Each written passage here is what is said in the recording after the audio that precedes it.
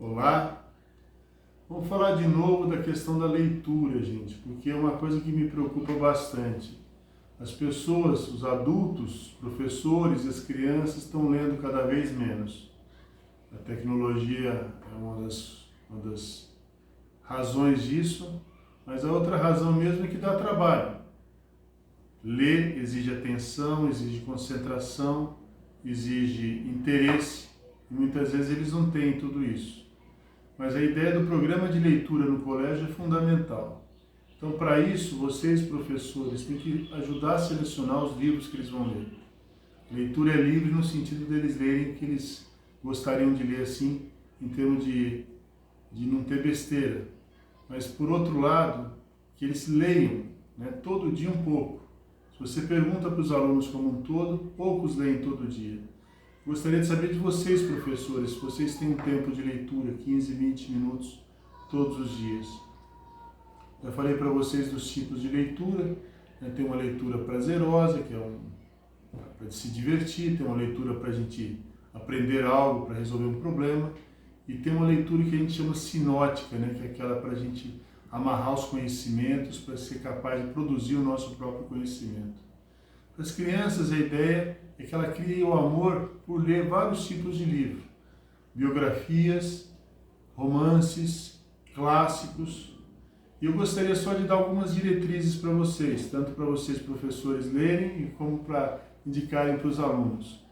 Os alunos da educação infantil, a primeira coisa é que os livros sejam belos, né? Que tenham umas figuras, umas imagens boas, que as histórias tenham alguma lição moral. Uma lição de moral para o bem ou para o mal. Quer dizer, que aquilo lá ajude eles a formarem conceitos do bem e do mal. A gente chama isso de... Não seria um livro clássico, mas a ideia de uma fábula. Toda fábula tem uma lição moral. Então a ideia é que esses livros, em vez de ficar só com textos desconexos e bestas lá que não levam a lugar nenhum, sejam selecionados para admirar pela beleza e depois para que o conteúdo transmita alguma ideia. Uma ideia de generosidade, de ajuda, de otimismo, você pegar todas as fábulas, vamos dizer, cada uma tem uma historinha, né? Os livros que têm histórias no sentido de ter uma lição moral são indicados. Depois, para os maiores, os clássicos. Os clássicos, normalmente clássicos estrangeiros, que são muito bons. Então esses livros já não têm direitos autorais, tem livros de 1000 páginas, que são reduzidos às vezes em 200 páginas, mas todos os livros têm uma história. Então contar a história para incentivar a criança a querer ler aquele livro é super legal. E que vocês leiam também. E os clássicos, por que eles são clássicos? Porque em toda época eles estão servindo para ajudar em alguma coisa. Às vezes até para a formação da língua, como Dom Quixote, da língua espanhola, né? O Dante, o livro da Divina Comédia, né? Que é um livro que ele demorou 50 anos para escrever, são livros assim que transmitem muitas informações, são pesados, vamos dizer, para o pessoal da escola, mas que tem edições mais simplificadas.